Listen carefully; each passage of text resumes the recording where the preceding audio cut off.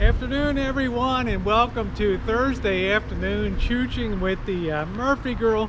One of the topics that's really been raging, I guess all the way since back in April when I first started coming on Hangouts and being associated with a lot of people on a daily basis on YouTube and chats and other things, is the whole thing about the GoFundMes and, specifically the needs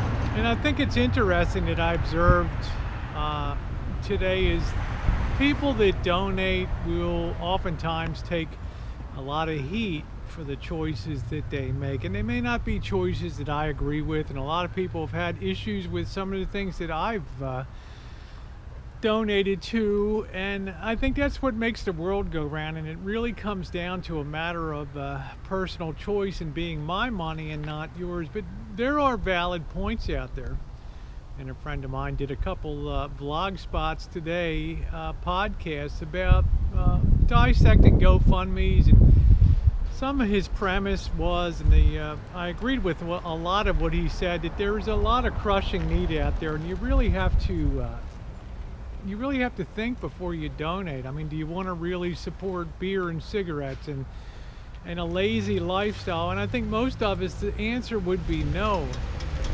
And we'd be hard pressed to defend that. But what some of these analysts and well-meaning people don't realize is there's a couple cross currents coming the other way too. And one of these is, if you believe, or you've been led to believe, that things are or will be moving in a positive direction, it can be a lot of motivation to give financially. And in my cases, of my donations, and I've not been on the receiving end of donations, but on the giving end of donations, it's always been with an eye towards what I call sort of priming the pump. I let the person, the donee, have their say, and if they tell me I'm going to do X, Y, and Z, well, I keep an eye on it. Do they do X, Y, and Z, or did they do X, or did they do A, B, C instead, or something totally off the wall? Well, that's typically the end. If things don't align correctly with the way that this person has stated I'm generally off of that going forward. I took my best shot, I believed, and I paid a price for that in believing. I've lost some of my money, and I don't get the ability to see how things turn out in a good direction. That's one reason that people donate, not just because they see the present circumstance, but because they have hope. So that's number one.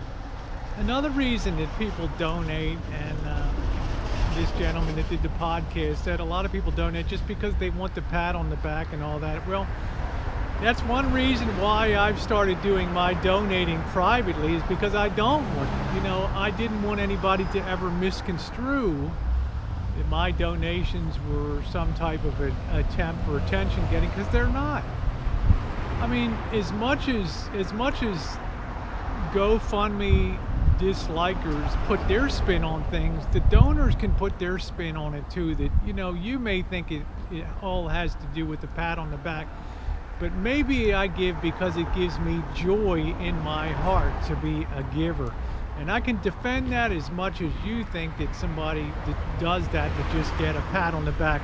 In other words, my reason for joy in my heart and the joy it gives me is just as valid, and if not more so, than your reason of thinking that somebody donates just for the pat on the back. What makes it more valid is I gave the money and you did. And a lot of times the other thing that bothers me about these haters of the GoFundMes and these people that razz and get up the donors' butts about donating is they don't even have profiles themselves. They hide behind the anonymity of being a tough guy in an avatar, and because they can be that tough guy without anybody knowing who they really are, it gives them sort of that cloak and cape feeling of invincibility, that they can say whatever they want. But for me, it never cuts any ice. I mean, if you want to have a real opinion about it, then be a person of reason and other things. Don't just be a hater. And I want to balance that off against some people, you might call them trolls, but they're what I call well-considered and thoughtful trolls. They're not there to berate people and make people feel like shit. They're there to make people think. And I'll name, you know, like the Marcel Manns of the world. It make you think twice about things. And they're behind an avatar too, but they make sense, and they're a voice of good reason. These are the kind of people I think that have to be listened to. But as far as raw, pure hate because somebody donated, I'm sorry. You want to be behind that anonymity? Well, you'll be totally anonymous with your opinions, as far as I'm concerned. That's how much ice they'll cut with me, especially if they tend to be hateful. And I've seen just people being bashed. I'm not talking about myself because my public donations ended a long time ago, but I see it on a daily basis with people that have a heart and do give. The last thing I think that's missed in a lot of this equation is that not just the joy of giving, not just the hope of giving, but also the fact that some of these people that are asking for money, they're likable kind of people. There are people that attract other people, and as such, a lot of people, I think, donate to be as a friendly gesture, as a gesture of friendship and enjoyment, that they get something out of the person, whether it's their hangouts, whether it's their videos. They just feel like, well, you know, I get enjoyment value out of that, and I like you as a person, and because you're asking.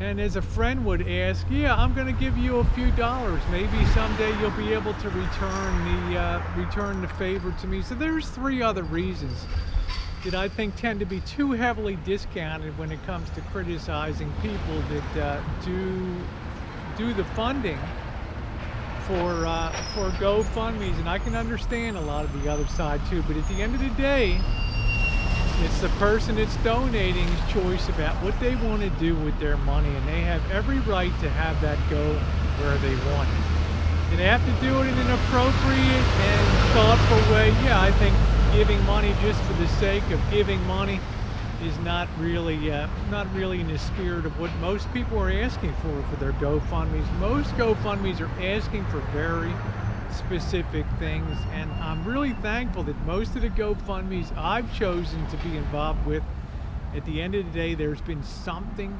tangible to be seen to show what the money was spent for. And to me, that's the thing that I really care about. Yes, changing a life, the penultimate overriding concern, but also did the money go towards what it said it was going to go towards? As long as that direction, as long as that's fulfilled, then I'm always happy to be on board. Anyway, that's my take on it, guys. Thanks so much for being along for Thursday afternoon Choochin on the Murphy channel. Thanks, everyone.